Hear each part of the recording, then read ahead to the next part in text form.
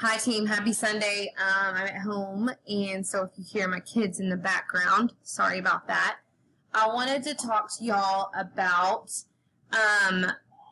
the master class and making sure that we're making copies, because I think we've already run into some issues with that. So I went ahead and tested this out. I made a master class, and I would posted some things in there. And then I made 2 other classes where I actually copy the assignment correctly and one that I don't. And so I want to show y'all what happens there.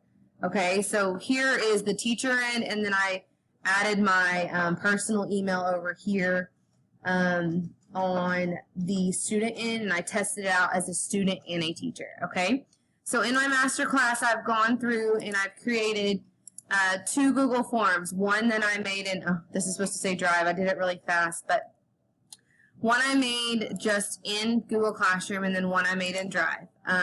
So if you notice this little class Drive folder here, this is where the things are housed that you actually make in your Google Classroom. So I made the test form in there. We'll talk about that here in a second when we talk about your classrooms. But this is an important piece for you to locate where your kids respond.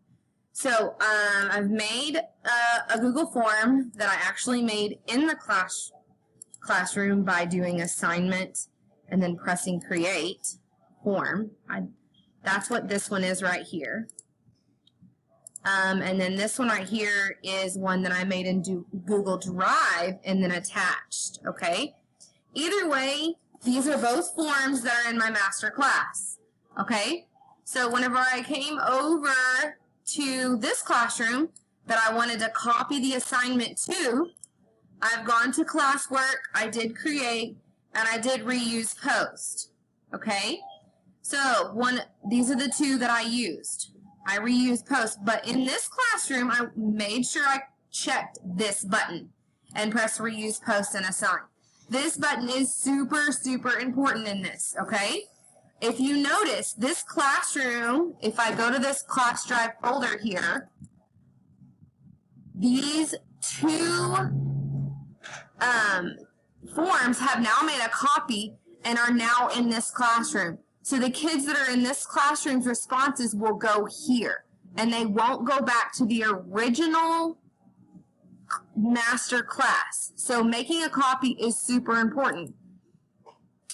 My other class that I did not make a copy in, I go to my classwork. I did not make a copy of these. So I click on my class Drive folder, and both of those attachments are missing here because I didn't make a copy of them. Their original location is housed in the master class, because whenever I went to reuse post, I did not have this checked. Therefore, all of my students' responses are dumping back into the master class form. Okay? So super important if you're doing forms or anything that is individualized, that we are pressing that create copy. Now, I can show you also, it doesn't look too much different on the student end. Okay? So, one of the main other conversations I've been having with everyone is when creating a Google form, when creating a Google form, it is important that we are creating a form. Let me get there.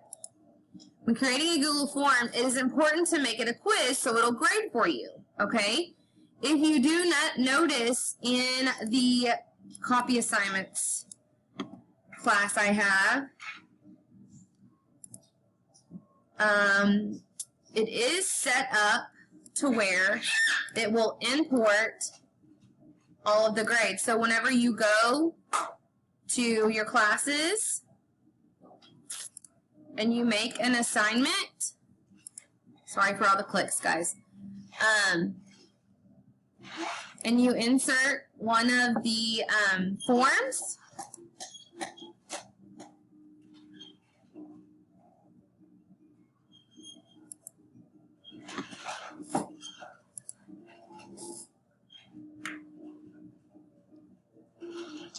thinking, you can do the grade importing, okay? But it's important for, on our form, to be able to do the grade importing, you want your form to grade.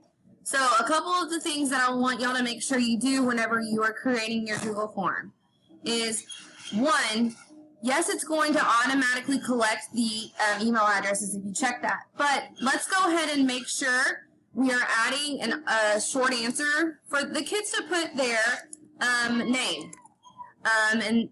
We always are wanting to require these questions. So we want to make sure it's required. Okay, so there's important settings on the back end. You want to collect email responses. Of course, you want to restrict the to Princeton ISD School District.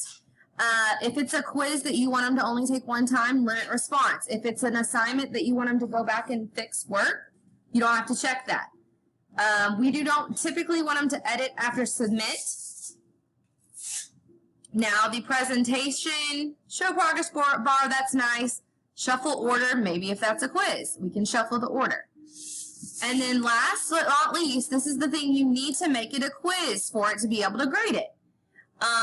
And if you want them to see which ones they missed, you can have that checked. If you want them to see the right answers, you can. And then if you want to have the point values available, you can. I particularly like to have those unchecked because I don't want to give them the answers at the end. Okay? So you're going to save that. So if you notice what happened here, an answer key pulled up. So now you have to actually put in your answers when you're making your form. So for this name question, I don't want it to be worth anything because I just want them to put their name and I don't want it to give them any points. So, and then you're going to add a multiple choice question, answer this, and you'll put in your information here. Notice if I type in A, it's going to give me the suggestion to add the rest. Nice. Add them all. No. And then we definitely want it required. And we want an answer key. So we want it 1 point, and then you come in here and say that this is the correct answer. If you have all of those things done, then it will grade it for you and put it into Google Classroom with the grade. Okay? One last thing I want to show you. Whenever you get your responses in here,